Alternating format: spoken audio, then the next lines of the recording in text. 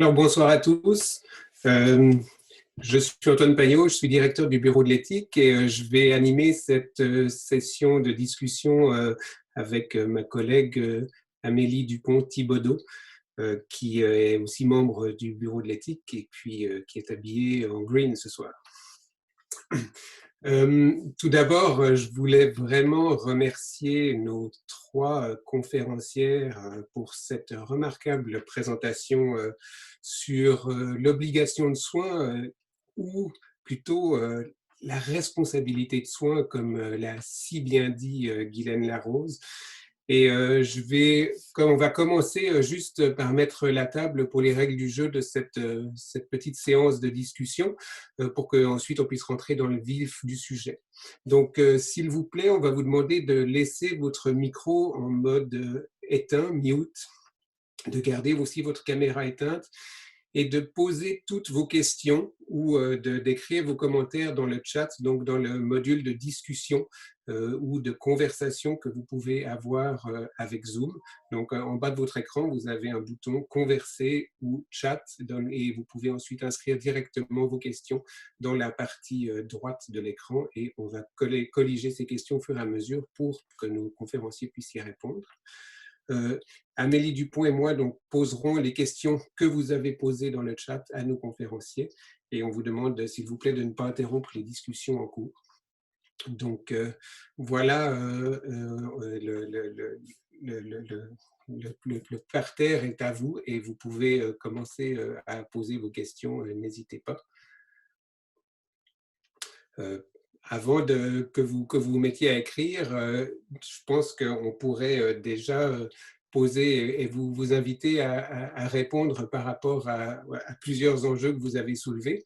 Vous avez beaucoup parlé de ce duty to care, de cette obligation de soigner, cette obligation morale, déontologique et légale, mais que faire et comment se positionner aussi face à des soignants qui, par exemple, décideraient de rester chez eux et puis de ne pas prendre ce risque et de vouloir plutôt rester à la maison plutôt que de se lancer dans des soins en contexte de pandémie. Tu veux parler en fait, des conséquences à laquelle s'exposeraient les soignants potentiellement qui voudraient rester à la maison? Par exemple? On avait exploré un peu ce sujet-là, en fait. La première chose à laquelle on pense quand on pense à cette question-là, c'est d'abord un peu la raison pour laquelle le soignant voudrait demeurer à la maison et puis son statut. Donc, on se demandait d'abord, est-ce que c'est pour des raisons médicales ou une condition médicale spécifique ou ce serait pour d'autres enjeux. Puis à ce moment-là, j'interpellerais peut-être Guylaine là, pour peut-être survoler plus au niveau légal, on va dire, ce questionnement qui nous brûle les lèvres à tous, en fait. Écoute, c'est une excellente question. C'est pas quelque chose qu'on a comme entendu parler entre les branches, par contre, hein. On voit plutôt que les soignants au sens large, comme avait dit Nathalie, sont présents et ils veulent aider de toutes les façons possibles. C'est vraiment impressionnant à voir. Mais on peut penser que certaines personnes pourraient, pour toutes sortes de raisons, vouloir s'absenter ou ne pas se présenter. C'est pas une question si simple que ça. Ça va dépendre d'abord, comme disait Marie-Claude, de la raison. Est-ce qu'il y a une raison médicale? Est-ce qu'il y a une raison de santé mentale? Est-ce qu'il y a une raison sociale de problèmes majeurs ou de maladies à la maison? Alors, il faudrait voir la raison 1. 2, il faudrait voir le statut de la personne qui fait ça. Le travailleur autonome, comme le médecin, le professionnel, c'est plus touché. Par contre, si on a affaire à un employé d'un hôpital ou d'un établissement, ce qu'il faudrait voir, c'est d'abord la convention collective, parce qu'il y a certainement des dispositions qui pourraient s'appliquer. Et si la raison en était une peur parce qu'il y a un manque ou un gros déficit dans la sécurité et la protection, on aurait un enjeu de santé au travail. Et là, il faudrait voir effectivement toutes les questions de CSST, loi sur la santé au travail. Je pense qu'elle ne se dit pas comme ça, là. Je ne suis pas une spécialiste de la santé au travail, mais définitivement qu'il faudrait regarder aussi de ce côté-là. Donc, pas une question si simple à répondre que ça. Puis, tu sais, ça peut être regarde, c'est ce qu'il faut faire, ou oh, c'est un peu touché, puis on peut peut-être s'exposer à des problèmes, que ce soit déontologiques ou un petit peu même du côté disciplinaire pour ce qui est d'un employé.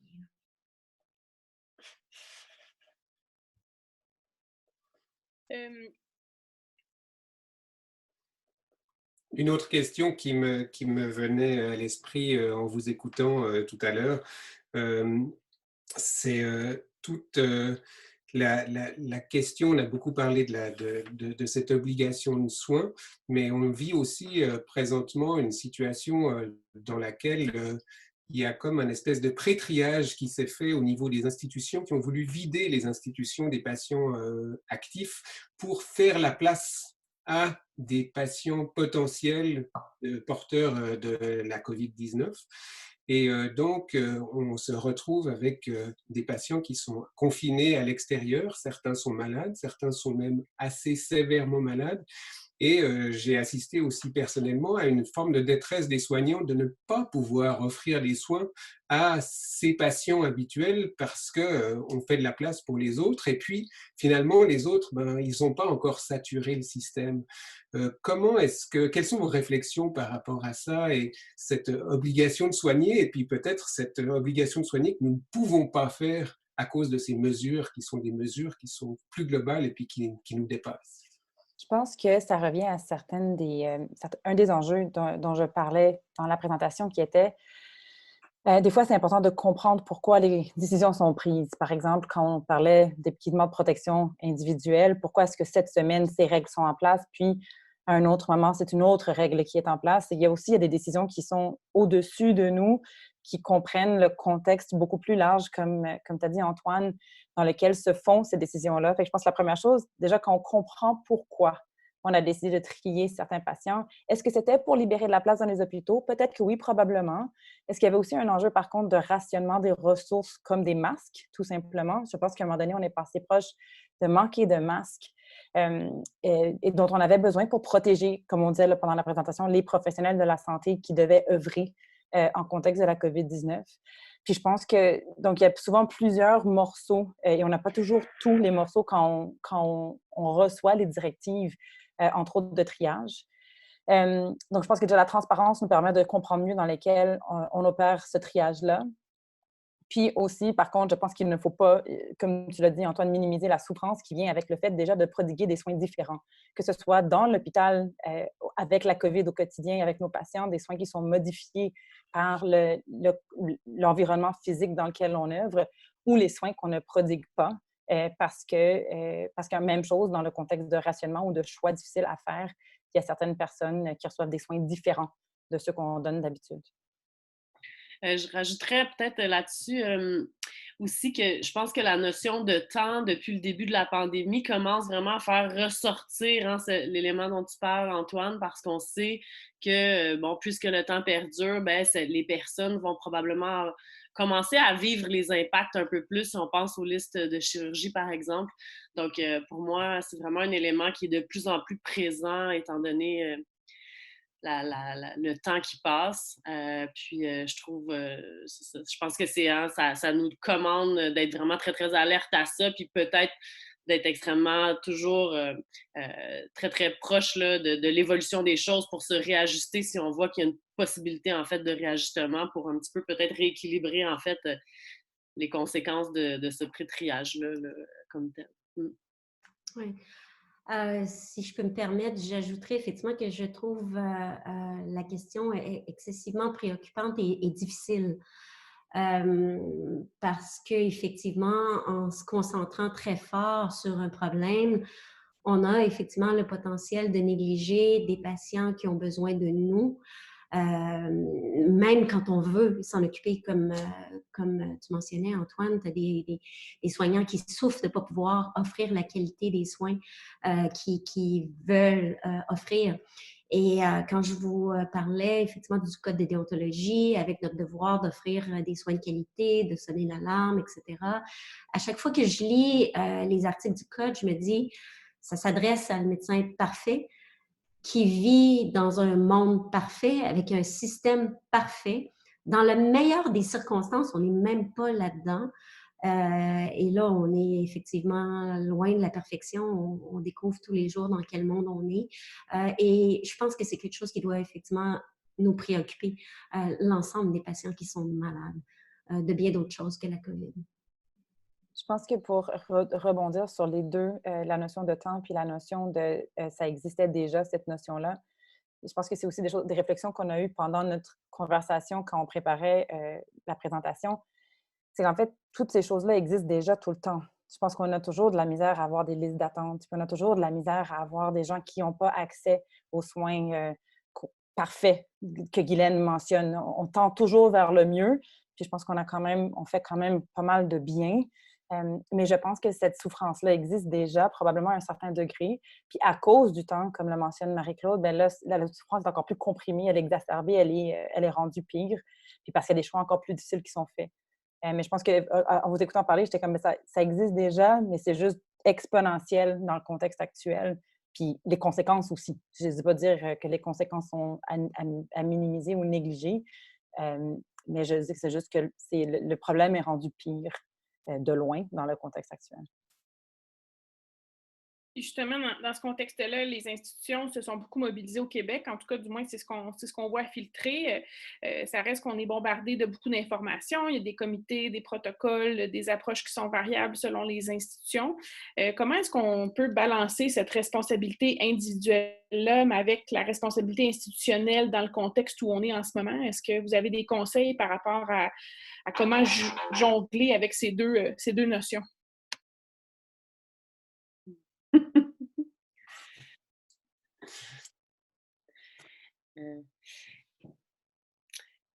Je vais m'essayer. Je pense que c'est un des nœuds. C'est un des nœuds quand on en parlait entre nous. C'est un des nœuds en tant que professionnel. Surtout pour les professionnels. Donc, il y a toutes sortes d'acteurs dans le système de santé, entre autres, mais je pense que je vais peut-être plus parler au niveau du professionnel. On a aussi le devoir d'utiliser notre jugement clinique, de travailler du mieux de notre habileté, du mieux de ce qu'on sait, de sous-peser les situations dans lesquelles on se retrouve. Puis ça existe dans le contexte de lignes directrices ou de propositions institutionnelles tout le temps. Encore une fois, ça existe tout le temps. Je pense que dans le contexte d'une crise socio-sanitaire comme celle qu'on vit en ce moment, on a tous un peu plus l'obligation aussi comme de suivre ces règles qui institutionnelles, entre autres parce que c'est tellement nouveau, c'est tellement inconnu pour nous qui est plus difficile pour nous de naviguer dans des protocoles de soins ou dans des lignes directrices qui sont offertes. Parce que je pense qu'on ne connaît pas tous assez pour être capable de tant que ça peaufiner notre jugement clinique puis réfléchir différemment que ce qui est offert. Est-ce qu'on peut quand même utiliser notre jugement? Il y a peut-être des fois que oui, je dirais que on se doit de le faire, mais je pense que dans le contexte particulier de travailler dans quelque chose qu'on connaît moins bien, qui change beaucoup puis qui nous met à risque, il faut faire attention. C'est peut-être comme ça que je le modulerais quelque part entre les deux. Puis je ne sais pas, là, c'est un début de discussion. Je ne sais pas si Guylaine ou Marie-Claude, vous avez d'autres idées qui viennent en tête quand je dis ces choses-là. Oui. Ben, écoute, certainement, moi, je suis très sensible à ce commentaire-là parce que depuis, je dirais, 3 semaines, on est, pour tous les cliniciens qui sont à l'écoute vont se reconnaître, on est bombardé d'informations, de protocoles qui changent. Et effectivement, c'est difficile de se retrouver là-dedans. On veut faire de notre mieux, puis à un moment donné, on se demande, bon, c'est-tu moi qui n'est pas correct ou effectivement, ça vient d'en haut. Je pense que Nathalie l'a mentionné dans la présentation, l'importance de la communication entre médecins et gestionnaires, l'importance de la transparence, de comprendre pourquoi les choses sont faites d'une façon et non de l'autre. C'est sûr qu'il y a des divergences des fois, même majeures entre certaines recommandations, ne serait-ce que concernant l'équipement de protection personnelle. Mais on a la chance aussi maintenant d'avoir effectivement des instruments de communication qui nous permettent de soulever ça, de poser des questions, d'en parler entre nous. Je regardais un appel du Collège Royal cette semaine, assisté de plein d'autres organismes médicaux, qui en appelaient tout le monde à dire, pouvez-vous, s'il vous plaît, quand même avoir des recommandations un petit peu plus uniformes pour ce qui est de l'équipement de protection personnelle. Donc, il y a quand même, on peut continuer à faire des efforts efforts pour se retrouver dans tout ça. Je voulais dire, du point de vue des professionnels, c'est certain que nous, notre rôle, puis disons, la mainmise qu'on peut avoir sur certaines décisions n'est pas dans la même braquette, on va dire, que les décisions médicales. Mais moi, ce que je vois au niveau notamment des soins infirmiers, face à ces changements-là, je vois beaucoup de créativité naître avec justement disons, des équipes qui vont aller essayer d'aller pallier aux besoins de d'autres centres. Je pense aux soins à domicile, je pense à tout le volet communautaire. Donc, certains professionnels vont vraiment devenir très, très créatifs par rapport à leur rôle, puis vont vraiment transcender ce qu'ils font d'habitude pour aller pallier, puis soutenir un peu tout ce changement-là. Donc, encore une fois, ça demande une énorme capacité d'adaptabilité puis un très grand positivisme là, pour y croire. Ça, c'est certain. Puis parlant justement de ces décisions-là puis de l'adaptabilité, une des questions qui nous vient de l'auditoire ce soir, c'est quand on parle de risque, on met c'est un équipement de protection individuelle, on minimise les risques pour le patient et les autres professionnels. Qu'est-ce qui arrive quand on a l'impression que le risque dont on essaye de protéger le patient est plus grand? Par exemple, on nous demande si la vie du patient est en danger, est-ce qu'on doit quand même prendre le temps de mettre l'équipement, quitte à risquer notre propre santé? Comment est-ce qu'on juge ça ensemble? Comment est-ce qu'on jauge ces deux risques-là? C'est un peu à ça que j'essayais à cette question-là que j'essayais d'ouvrir la porte dans la présentation. On a essayé de répondre à cette question-là par une série de questions. On n'avait jamais eu la prétention de répondre aux questions de personnes. Puis là, je veux juste le dire, c'est parce que c'est une question qui vient toujours me chercher beaucoup.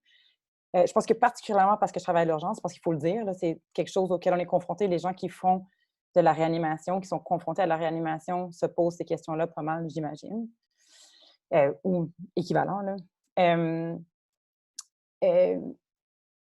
Est-ce qu'on a le droit déjà de poser des gestes sans se protéger? Bien, je pense qu'on a peut-être l'obligation de se protéger le plus possible, déjà. Je pense qu'on ne peut pas juste se lancer, on a parlé de héros. L'héroïsme ne sert à rien parce que finalement, il fait du tort au système de santé. Donc, je commencerai par dire, en tout cas, il faut se protéger du mieux de nos habiletés. Puis après ça, je pense qu'il faut réfléchir à ce qu'on est en train de faire. Est-ce que nous seuls, parce que aussi, il ne faut pas imposer cette décision-là à d'autres personnes, mais est-ce que nous seuls, on est capable d'avoir une intervention qui a du sens et puis qui va avoir les conséquences des gestes ou de ne pas poser le geste? Parce que des fois, on peut se dire, je me lance, ça y est, j'y vais, pour se rendre compte qu'en fait, notre intervention, elle n'avait peut-être pas changé grand-chose. Alors que des fois, on pourrait se dire, en fait, avec pas grand-chose, peut-être que mon intervention peut avoir des conséquences très, très, très bénéfiques. Puis après ça aussi, il faut regarder le risque auquel on s'expose. Est-ce que c'est simplement d'aspirer versus d'aller intuber tout seul? On peut réfléchir aussi, là, il y a quand même des gestes très différents là-dedans. C'est un peu des questions qu'on peut se poser.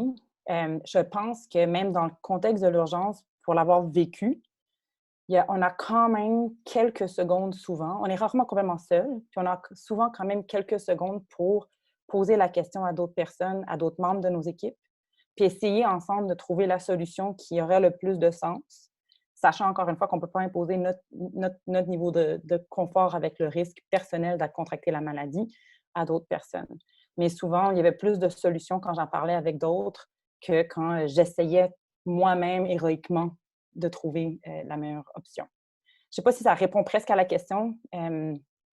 Mais est-ce que tu serais quand même d'accord pour dire, Nathalie, que ce genre de propositions-là, c'est difficile quand on reçoit, disons, des directives qui viennent d'en haut, écrites noir sur blanc, qui pourraient, par exemple, dire « ben non, vous entrez pas tant que vous n'êtes pas full equip tout le monde ». Ça peut causer énormément de détresse, tout ça. Donc, vraiment, d'avoir l'espace, peut-être, c'est là qu'on voit le gap entre la clinique et la pratique, puis l'applicabilité des mesures. Je pense que... C'est déchirant, en fait. Ouais. C'est vraiment déchirant. On a d'ailleurs une sous-question par rapport à ça. Quelqu'un dans l'auditoire qui nous dit avoir eu le récit d'une infirmière d'une urgence de l'île de Montréal dans laquelle les personnes qui sont en code bleu ne peuvent pas être massées avant d'avoir été intubées, ce qui encourage des délais. Elle se demandait ce que vous en pensiez.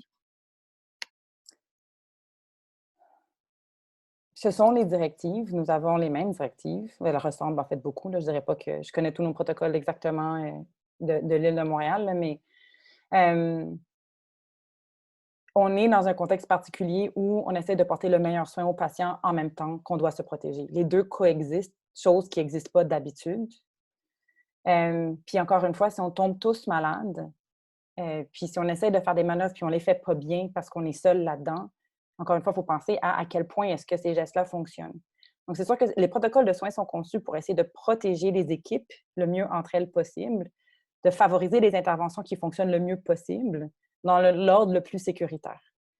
Puis un certain respect aussi quand même de ces lignes directrices-là. Moi, je n'ai pas la bonne réponse. Je respecte énormément ces règles-là parce que je sais que ça a été réfléchi, ça n'a pas été inventé, pour maximiser les bénéfices aux patients, maximiser la protection des soignants et des équipes. Puis après ça, encore une fois, bien, il faut réfléchir là-dedans. C'est peut-être ma façon, mais je n'ai pas une réponse.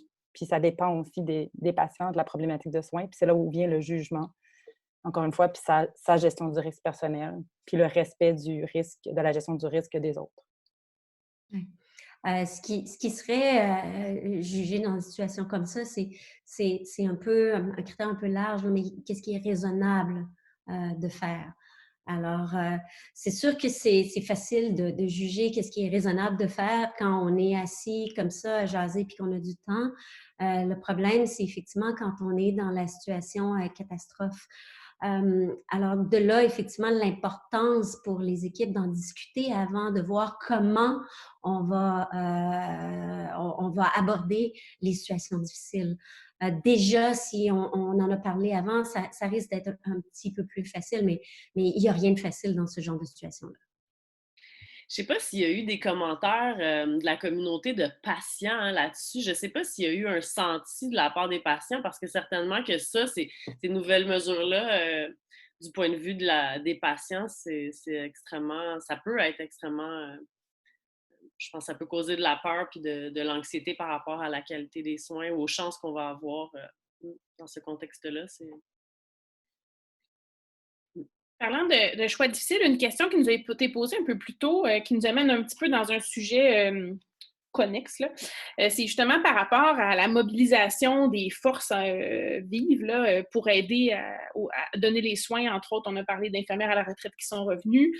Il y a quelqu'un qui se demandait, bon, apparemment, aujourd'hui, il y a eu une annonce par rapport au fait qu'on voulait obliger les enseignants en sciences infirmières à aller travailler en CHSLD alors qu'elles ne sont pas actuellement employées d'un CHSLD, mais plutôt d'un établissement d'enseignement. Est-ce que vous avez une opinion par rapport à ce genre de mobilisation-là des ressources? On pourrait penser, par exemple, à des retraites annulées d'infirmières ou des gens qui ne pourront pas quitter alors que c'était prévu. Qu'est-ce que vous en pensez de ça? C'est des pouvoirs extraordinaires, selon ce que j'ai compris, que le gouvernement a. Alors, c'est excessivement délicat. C'est certainement pas la façon la plus facile de procéder. Mais on est vraiment, en temps normal, il serait absolument impossible de faire ça. Mais on est effectivement dans des mesures exceptionnelles où le gouvernement a décidé d'utiliser effectivement des pouvoirs qui sont exceptionnels. La question de savoir effectivement si tu as quelqu'un qui est vraiment, vraiment pas à l'aise à faire ce travail-là et qui n'est pas capable de le faire de façon adéquate et peut-être la question la plus difficile quant à moi là-dedans.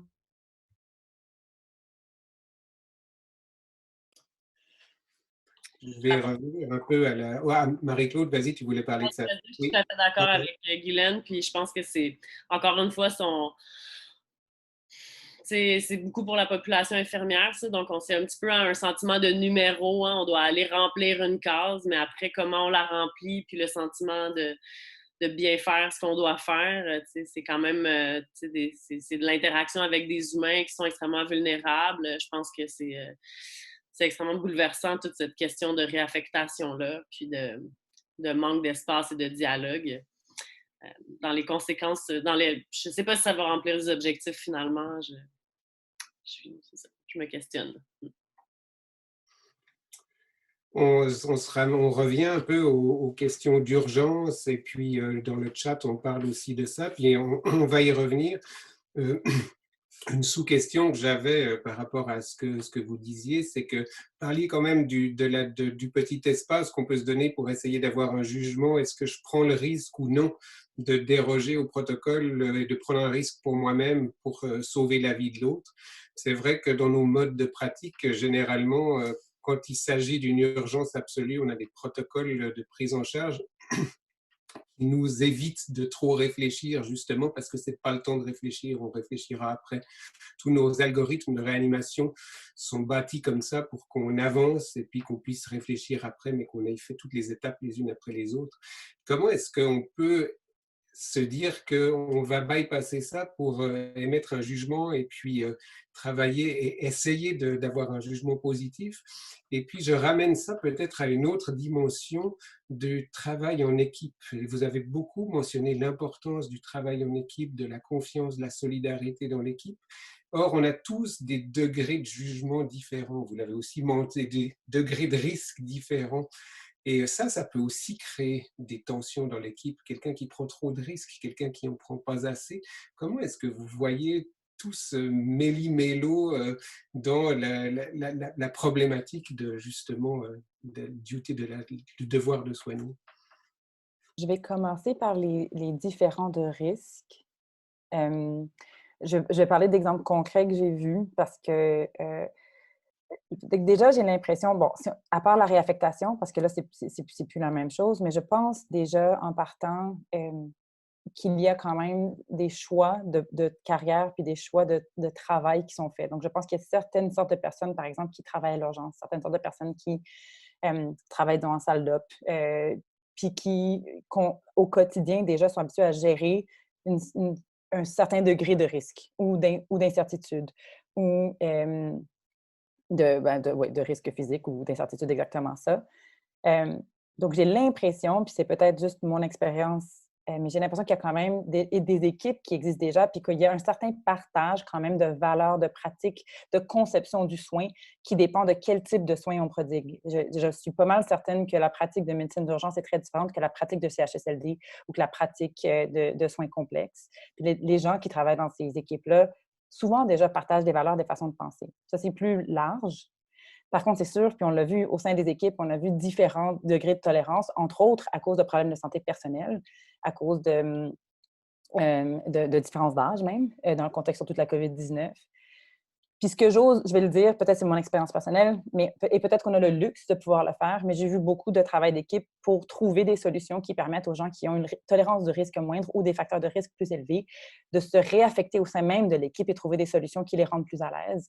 Il y a même une de nos infirmières qui a été célébrée parce qu'elle est, elle, extrêmement rigoureuse sur les règles de protection, puis elle est un peu comme celle qui va faire la checklist avec les autres pour s'assurer qu'elles connaissent les règles, puis qu'elles les adoptent bien, puis qu'elles ont fait toutes les choses qu'il fallait qu'elles fassent, et que d'autres qui sont un petit peu moins inquiètes de ça, en fait, reconnaissent et la remercient de partager ce souci du détail-là. Fait que j'ai vu finalement des façons différentes de gérer le risque, qui n'est pas toujours du clivage. Ça peut finir en clivage, ça peut finir en moi, je ne suis pas capable de tolérer ça, puis moi, je veux, mais je pense qu'on essaie de trouver d'autres solutions que ça, là.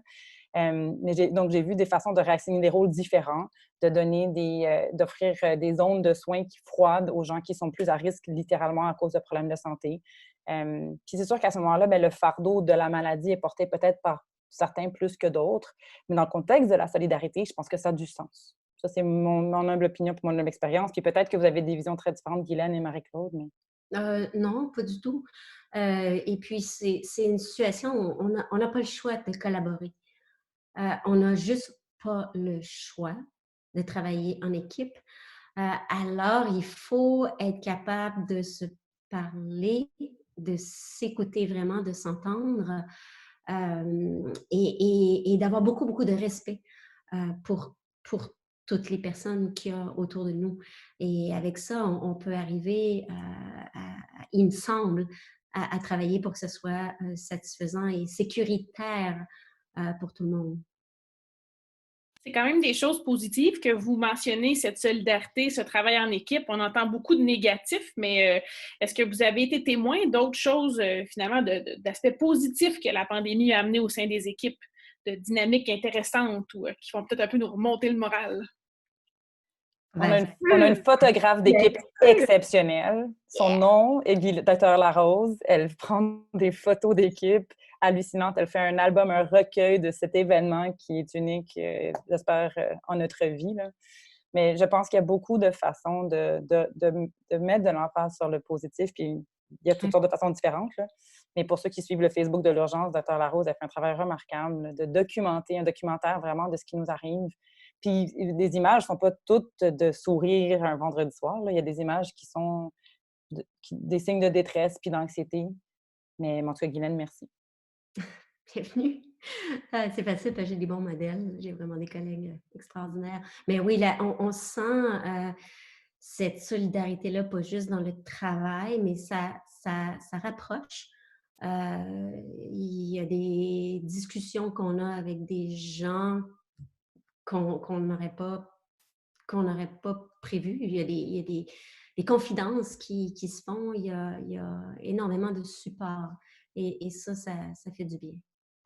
Moi, c'est au niveau organisationnel, je trouve que ça peut peut-être nous soulever un peu l'engagement qu'on a dans notre profession ou envers notre établissement. C'est des moments où ça, c'est mis à l'épreuve. Puis quand on voit que, disons, nos institutions, nos établissements agissent, qui font de leur mieux aussi pour nous tenir informés, mettre des mesures, ben ça aussi, je trouve que ça envers notre institution, ça peut être positif, puis envers aussi notre engagement dans la profession. Également, nous, ben, c'est certain que, tu sais, on a beaucoup de reconnaissance à gauche, à droite des patients, puis du public aussi. Donc, oui, ça peut mettre de la pression, mais c'est quand même beaucoup, beaucoup d'amour pour nous soutenir dans cette période-là. Oui. Écoute, l'autre aspect positif, c'est moi, j'ai tendance malheureusement à procrastiner, un petit procrastiner un peu, je déteste ce terme. Puis c'est fou comme on devient efficace à produire. Puis je regarde tous les collègues autour, tu sais, on parlait de la surabondance de protocoles, mais il y a des protocoles qui sont quand même pas mal utiles et qui ont été pondus en un temps éclair, là. Donc, le travail avance assez rapidement. Quand on veut produire quelque chose, en 2-3 jours, c'est réglé. Alors, on développe aussi des façons de travailler, des fois, qui, on espère, vont rester. Oui, c'est vrai, hein, toutes les règles inutiles sont comme plus là. C'est super.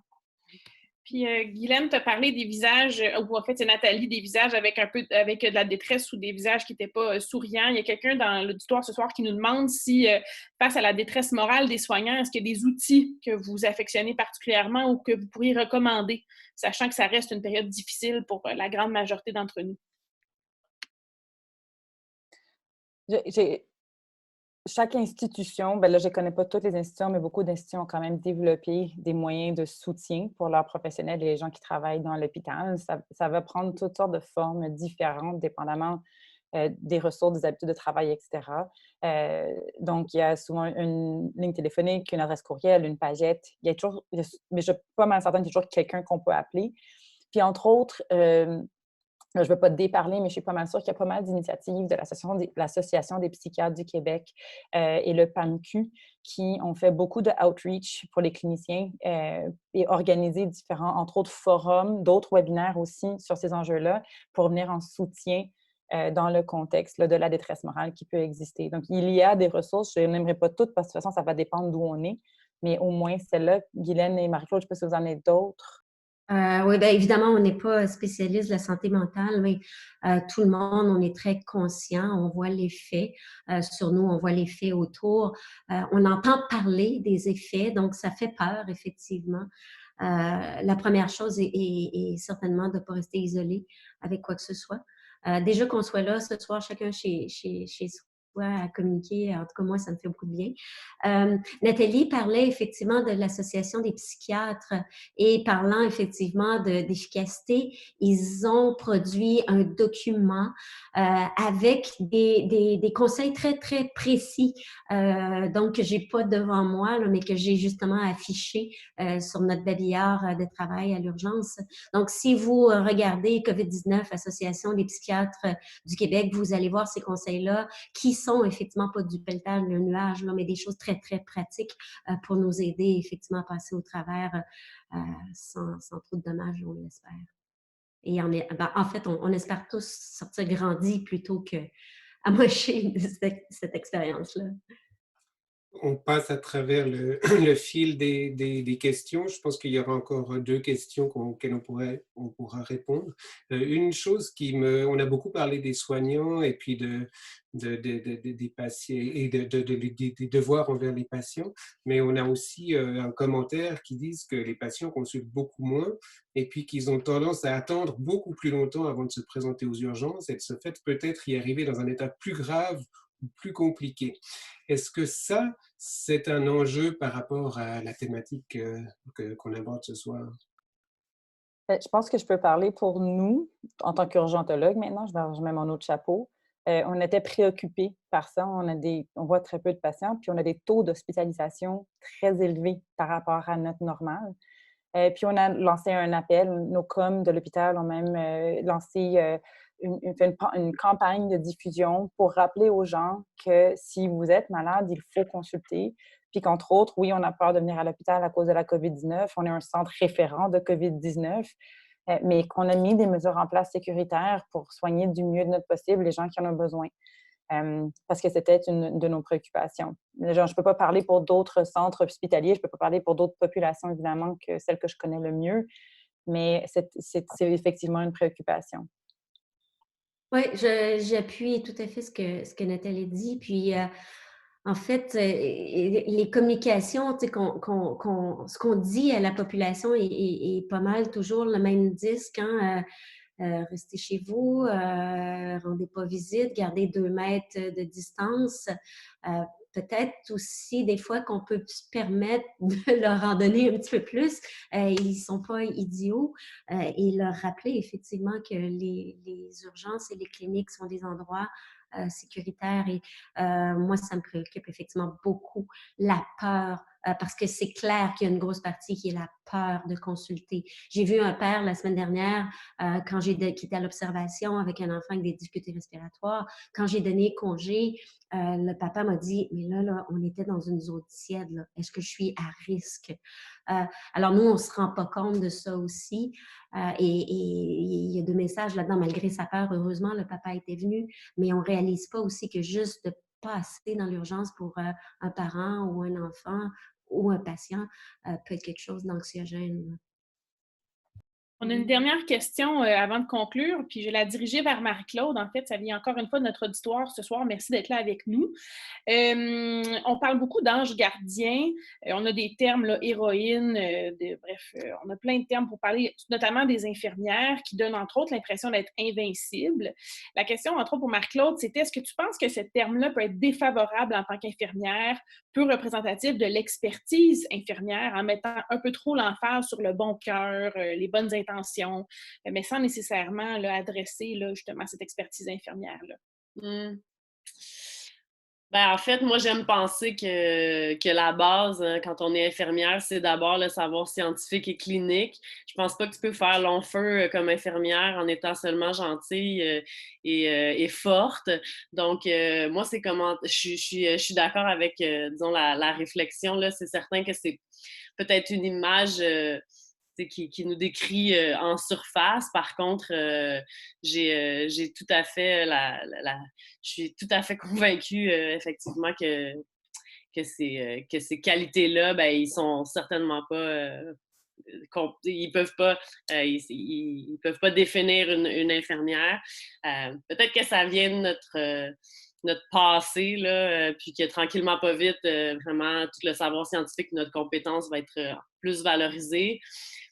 Ça doit venir du caring de base, je pense. C'est tous nos modèles infirmiers là, qui sont vraiment d'abord basé sur le soin, le prendre soin à la base. Donc, c'est comme ça que je répondrais. Je pense qu'il ne faut pas le prendre personnel, mais plutôt peut-être comme une valorisation de plus, parce que c'est certain qu'au-delà du savoir scientifique, ça prend beaucoup de force, beaucoup de caractère pour faire face aux enjeux qui sont présents là, en ce moment.